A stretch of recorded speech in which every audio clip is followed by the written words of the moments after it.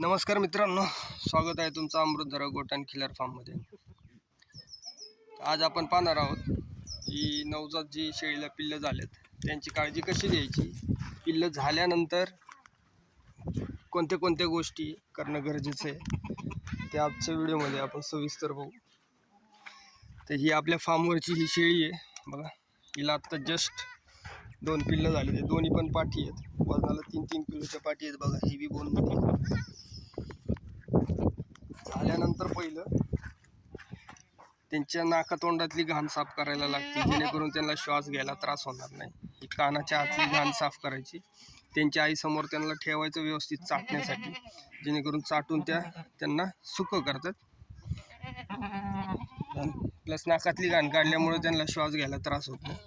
हे झाल्यानंतर हे बघा, ही जी नाळ आहे हिला तुम्हाला टिंक्चर आयोडीनमध्ये बुडवायचं, किंवा हे जे आपलं पोटॅशियमचं पाणी आहे, हे पहा, हे पोटॅशियमचं पाणी आहे, पोटॅशियम परमॅंगनेट, हे लावायचं, जेणेकरून हे निर्जंतुक होईल आणि इथे तुम्हाला कोणतं इन्फेक्शन होणार नाही या नाळेच्या जागेवर। हे आपण बघूया आता। आणि शेळीला 15 ml हेक्झापार हे देणं खूप गरजेचं आहे, जेणेकरून तिच्या पोटातली जी घाण आहे आणि जार आहे तो व्यवस्थितरित्या साफ होईल आणि कोणत्याही प्रकारचं इन्फेक्शन गर्भाशयाला होणार नाही।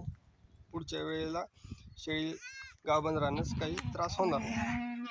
हे पहा, आता हा नाळ कसा साफ करायचा हे पहा, खिच मत, हे पहा, पाण्यामध्ये उचल,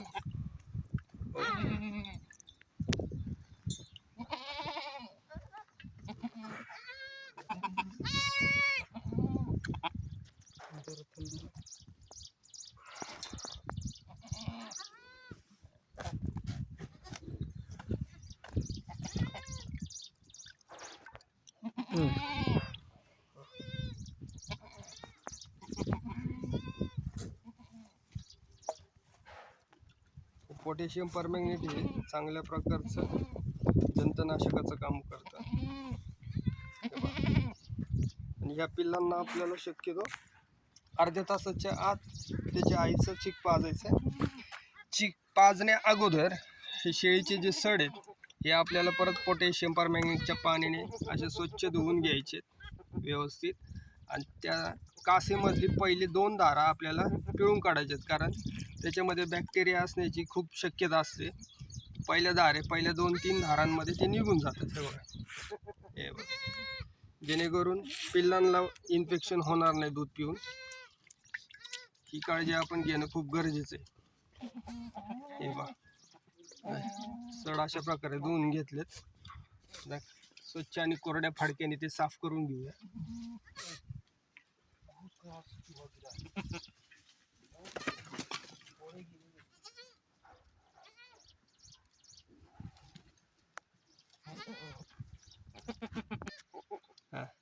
आता स्वच्छ पाण्याने परत धुवून घेऊया आपण,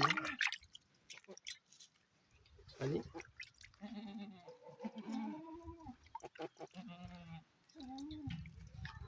कपड्याने पुसून घ्यायचे व्यवस्थित।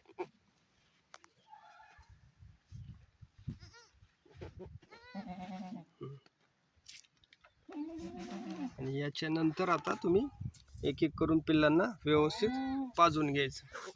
आणि चीक पाजताना काळजी घ्यायची, जास्त प्रमाणात चीक पाजला गेला नाही पाहिजे। जर जास्त प्रमाणात चीक झाला तर पिल्लू भोकंडेल, त्याला जुलाब होतील आणि ते आजारी पडेल।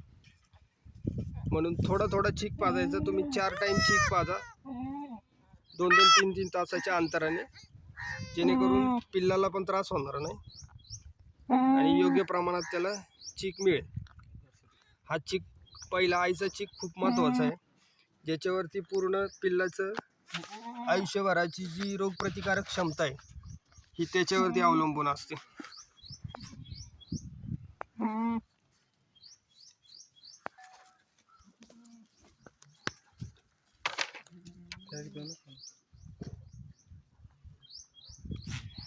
तर आजच्या व्हिडिओमध्ये एवढंच, पुन्हा भेटूया नवीन व्हिडिओमध्ये नवीन माहिती सोबत। व्हिडिओ आवडल्यास लाईक करा, सबस्क्राईब करा। धन्यवाद।